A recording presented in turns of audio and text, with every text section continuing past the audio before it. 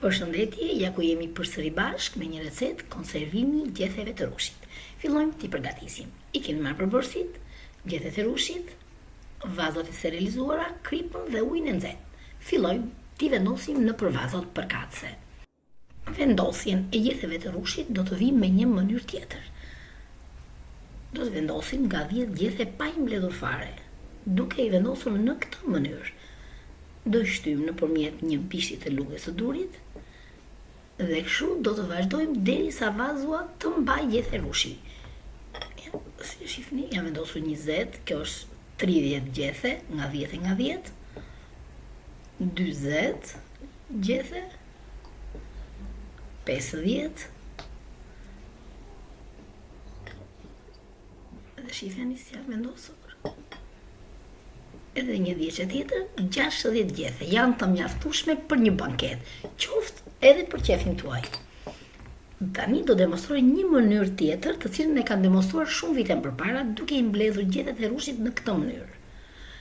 E vendosim në vazo, nuk qëndron mirë, po e shtrim barkas vazot, dhe kështu do të vendosim të gjitha. Ju mund t'i vendosni nga 10 dhe 15 gjethe, njëshe ose 20 gjethe, po duke pasur vazon më të madhe, sepse nuk vendoset mirë. Të paktën mua kështu më ka konstatuar që nuk i vendos dot. Ja, e kemi përfunduar dhe vendosin e gjetheve, ka marrë dhe kjo 60 fije, kështu që kemi përfunduar të gjitha vazot me gjethet e rushit.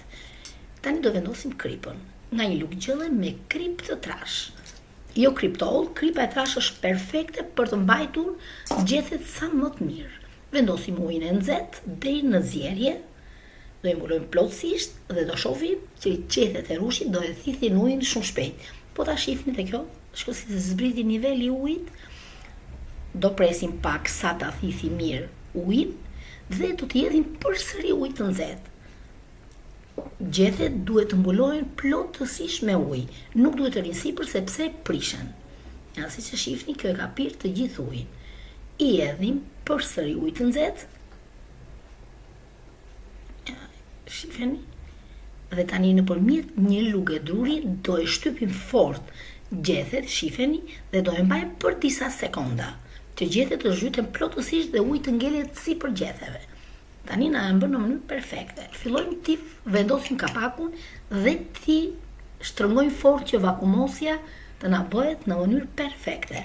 Mos të na prishen gjethet, në qoftë se ato nuk do të bëhet mirë mbyllje hermetike, atëherë gjethet nuk kanë për të bërë mirë. Shifeni si e ka transformuar ngjyrën. Tani do t'i mbulojmë me një pecet atë repezamant, çfarë të duhet në juve, dhe do i lëm derisa të naftojmë plotësisht. Unë i kam mbledhur në këtë mënyrë. Ju mund t'i mbledhni si të doni. Mund t'i mbuloni si të doni. Ja ku i kemi. Dhe tani vazot na janë ftohur plotësisht. Shohim si na është bërë vakumosja. Vakumosja na është bërë perfekte. Shifeni si ka krijuar atë rrethjen anësor kapaku. Kjo është mënyra perfekte e konservimit dhe vakumosjes. Unë tani i ka vendosur nga një etiket për të ditur në çfarë kohe i kam vakumosur, në çfarë kohe i kam konservuar. Shifeni si jam bërë? Super. Roj në mënyrë perfekte në këtë mënyrë. Unë kam vite, mase do egzageroj, po kam 20 vite që bëj këtë mënyrë. Unë ju uroj punë të mbarë, faleminderit që më ndiqni dhe miru takofshim në videot e radhës.